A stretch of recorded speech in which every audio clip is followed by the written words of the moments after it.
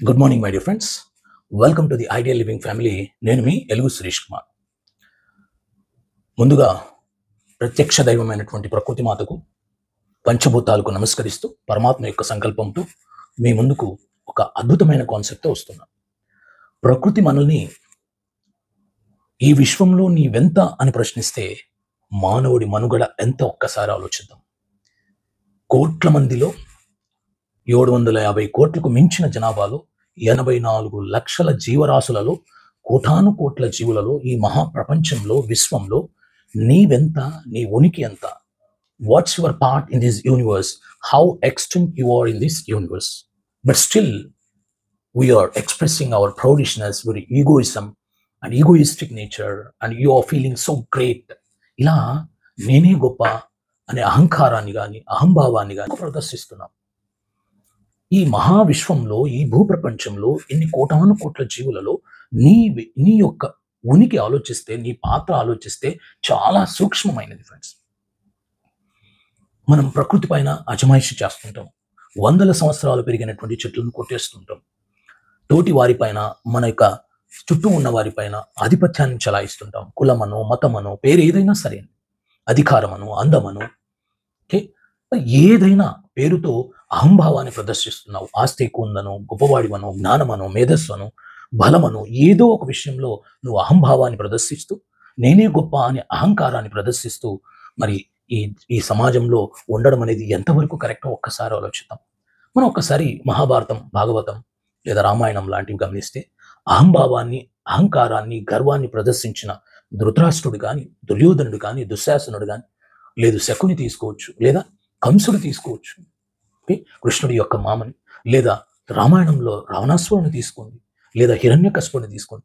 ఎంతమందిని మనం పాఠంగా తీసుకోవచ్చు. గర్వంగా మెడిసిపడిన వాళ్ళు, ఎగిరెగిరి పడిన వాళ్ళు, అహంకారంతో త్రిలోకాధిపతులమని, దేవతలు కూడా మా పాదాల కిందకే రావాలని, అంత శక్తివంతులమని మరి ప్రదర్శించినటువంటి వాళ్ళు చివరికి ఎంత దయనీయమైనటువంటి చావును చెవి చూశారు.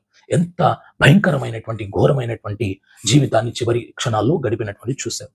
అలాంటి రాక్షసుల గుణం మనకి వద్దు ఫ్రెండ్స్. వినయంగా ఉందాం, మంచిగా ఉందాం.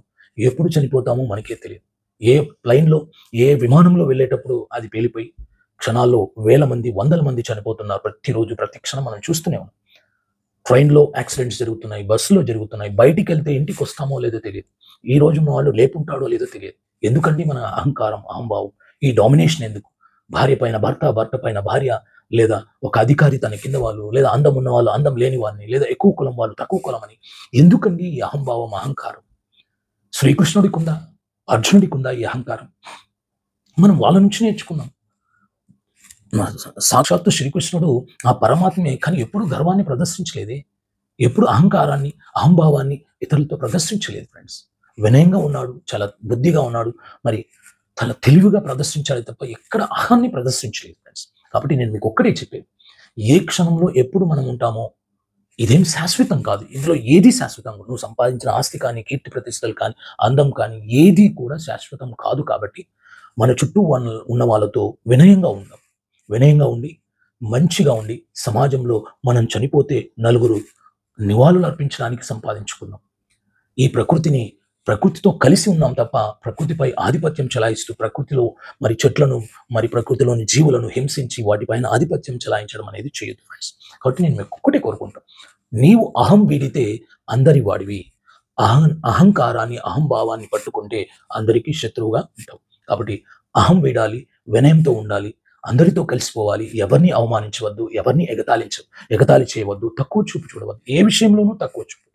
అలా చూడని నాడు మనం దైవిక గుణాలతో, విశ్వమానవత్వంతో అందరూ ఒకలాగా ఉండవచ్చు ఫ్రెండ్. అలా ఉండాలని మిమ్మల్ని కోరుకుంటూ, ఈ విశ్వంలో ప్రకృతితో కలిసి జీవిద్దాం, ఆనందంగా ఉందాం, ఆరోగ్యంగా ఉందాం, ఆధ్యాత్మికంగా ఎదుగుదాం, మనం అనుకున్న లక్ష్యాలు సాధిద్దాం. కానీ వృత్తిలో కానీ, కుటుంబంలో కానీ, సమాజంలోని కానీ ఎక్కడ కూడా అహం అనేది, అహంకారం అనేది, గర్వం అనేది ప్రదర్శించకుండా ఉంటే మనం అందరము సమానంగా ఉంటాం. ఆత్మస్వరూపులుగా ఉంటూ ఆ భగవంతుడు మనం ఏ ఉద్దేశంతో ఈ భూమిపైకి వచ్చామో దానిని సక్రమంగా నెరవేర్చవచ్చని కోరుకుంటూ మనలో ఉన్న అహం వీడితే మనం అందరి వాళ్ళం అవుతాము అన్న విషయాన్ని తెలియజేస్తున్నాను ఫ్రెండ్స్. ఈ విషయంలోనూ ఎక్కడ కూడా మీరు ఎక్కువ తక్కువ అనే భావన మరి ఆలోచించకండి. ఓకేనా? ఖచ్చితంగా వినయంగా, మర్యాదగా, గౌరవాన్ని ఇచ్చిపుచ్చుకొని తప్ప గర్వాన్ని వినయంగా ఉండి మంచి సమాజంలో మనం కూడా మంచిగా ఉందామని కోరుకుంటూ, తప్పకుండా అలా అందరూ ఉండాలని మిమ్మల్ని అందరినీ ఆశిస్తున్నాను. మీ ఎలుగు శ్రీష్ కుమార్.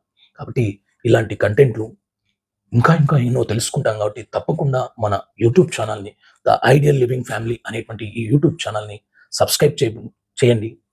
అందరూ సబ్స్క్రైబ్ చేసుకోండి. లైక్ చేయండి. మన ఫ్రెండ్స్‌కి మరి షేర్ చేయండి. వీలైతే ఇంకా మీకు ఎలాంటి వీడియోస్ కావాలో కామెంట్ చేయండి. తప్పకుండా అలాంటి వీడియోస్ చేస్తాను. సదా మీ సేవలో మీ ఎలుగు శ్రీష్ కుమార్.